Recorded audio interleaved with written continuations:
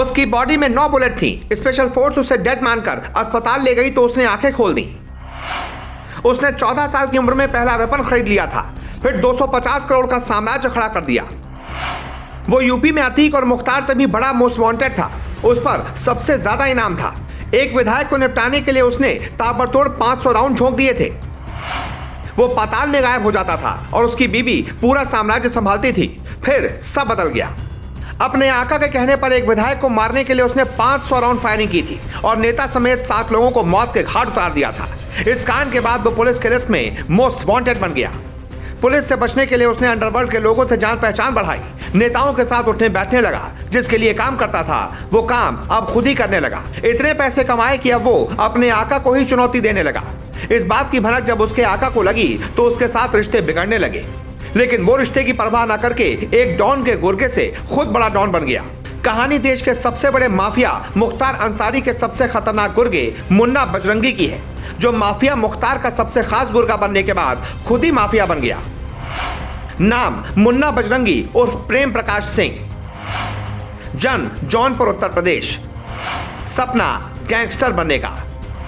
सबसे बड़ा गुनाह विधायक समेत 7 लोगों की हत्या। उसे बचपन से ही हथियार खरीदने का शौक था। उसने 250 रुपए से एक देसी तमंचा सिर्फ 14 साल की उम्र में ही खरीद लिया था। प्रेम प्रकाश ने अपना नाम बदलकर मुन्ना बजरंगी कर लिया था। लोकल डॉन गजराज सिंह के साथ उसने जुर्म की दुनिया में कदम रखा। 1984 में मुन्ना पर एक व्यापारी की हत्या का केस दर्ज हुआ। लूट के इरादे से इस व्यापारी को मौत के घाट उतारा गया था। जौनपुर के बीजेपी नेता रामचंद्र सिंह की हत्या भी मुन्ना बजरंगी ने ही करवाई। इसके बाद उत्तर प्रदेश में मुन्ना बजरंगी का दबदबा दिखने लगा। मुन्ना पर लूटपाट, हत्या के अनगिनत केस दर्ज हो चुके थे और उसे सियासी संरक्षण की जरूरत थी। इसी के बाद मुन्ना बजरंगी ने मुख्तार अंसारी का दामन थाम लिया। बीजेपी नेता और ब्लॉक प्रमुख कैलाश दुबे की हत्या कर मुन्ना बजरंगी ने मुख्तार अंसारी का दिल जीत लिया। मुख्तार अंसारी के लिए सभी सियासी हत्याएं, किडनैपिंग, रंगदारी वसूलना, रेलवे के ठेके, शराब के ठेके लेने का काम मुन्ना बजरंगी ही करने लगा। वो 90 के दशक में मुख्तार का सबसे भरोसेमंद शार्प शूटर बन गया। उस पर दर्जनों मामले दर्ज हो चुके थे और पुलिस के लिए वो मोस्ट वांटेड बन चुका था। 1998 में दिल्ली पुलिस ने एक एनकाउंटर में मुन्ना बजरंगी को मारने का दावा किया। उसे 9 गोलियां लगी थी। वो जमीन पर गिर गया था। पुलिस कंफर्म थी कि मुन्ना की मौत हो चुकी है। उसकी लाश को अस्पताल ले जाया गया, लेकिन अस्पताल पहुंचते ही उसने अपनी आंखें खोल दी। हर कोई हैरान था। जिसे मरा हुआ मान लिया वो जिंदा हो गया। इसके बाद वो सालों तक दिल्ली के तिहाड़ जेल में बंद रहा। जेल से निकलने के बाद मुख्तार अंसारी ने अपने इस शार्प शूटर को मुंबई भेज दिया और वो मुंबई में ही रहने लगा। मुंबई में रहकर इसने वहां के लोकल गुंडों के अलावा अंडरवर्ल्ड से भी अपने रिश्ते बनाने शुरू कर दिए। मुन्ना बजरंगी बेशक मुंबई में रह रहा था, लेकिन उत्तर प्रदेश के मुख्तार गैंग की सरकारी ठेकों का काम वही देखता था।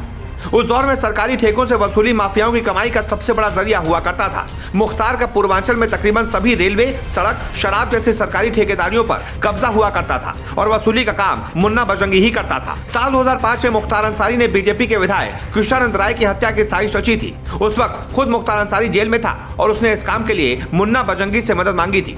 बस फिर क्या था। 29 नवंबर 2005 के दिन मुन्ना बजरंगी अपने कुछ और गुंडों के साथ गाजीपुर आ गया। कृष्णानंद राय एक मैच का उद्घाटन कर वापस लौट रहे थे। रास्ते में मुन्ना बजरंगी और उसका गैंग छुपकर इंतजार कर रहे थे।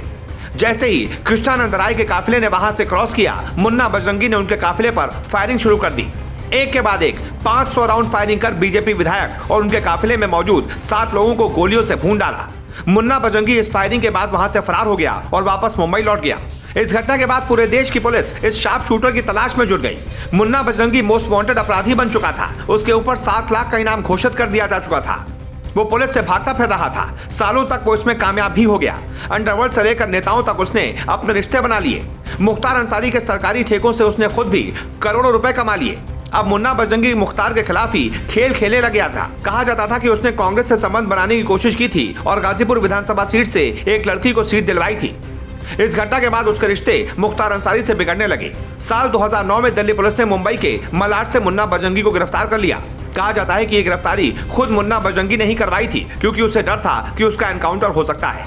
साल 2012 में मुन्ना बजरंगी ने जेल में रहकर ही जौनपुर के मडियाहू से विधानसभा चुनाव लड़ा था, लेकिन जीत नहीं मिली। मुन्ना बजरंगी के पास पैसे की कोई कमी नहीं थी। कहते हैं उसके पास 250 करोड़ से ज्यादा की संपत्ति थी। देश के अलग अलग हिस्सों में उसने प्रॉपर्टी खरीदी हुई थी। उसकी पत्नी सीमा सिंह और साला उसके काम को देखते थे। मुन्ना बजरंगी की एक बेटी भी थी। साल 2018 में मुन्ना के साले की हत्या करवा दी गई। मुन्ना की पत्नी सीमा सिंह ने अपने भाई की हत्या के बाद पति की हत्या की भी आशंका जताई थी। उस वक्त मुन्ना बजरंगी झांसी जेल में बंद था।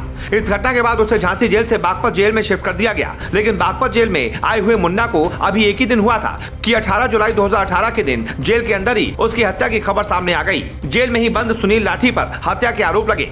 जेल के ही अंदर गोली मारकर मुन्ना बजरंगी का कत्ल हो गया था। अपने आपराधिक जीवन में 40 से ज्यादा हत्याएं करने का दावा करने वाले मुन्ना बजरंगी को उसी अंदाज में मौत मिली जैसे उसने लोगों को दी थी।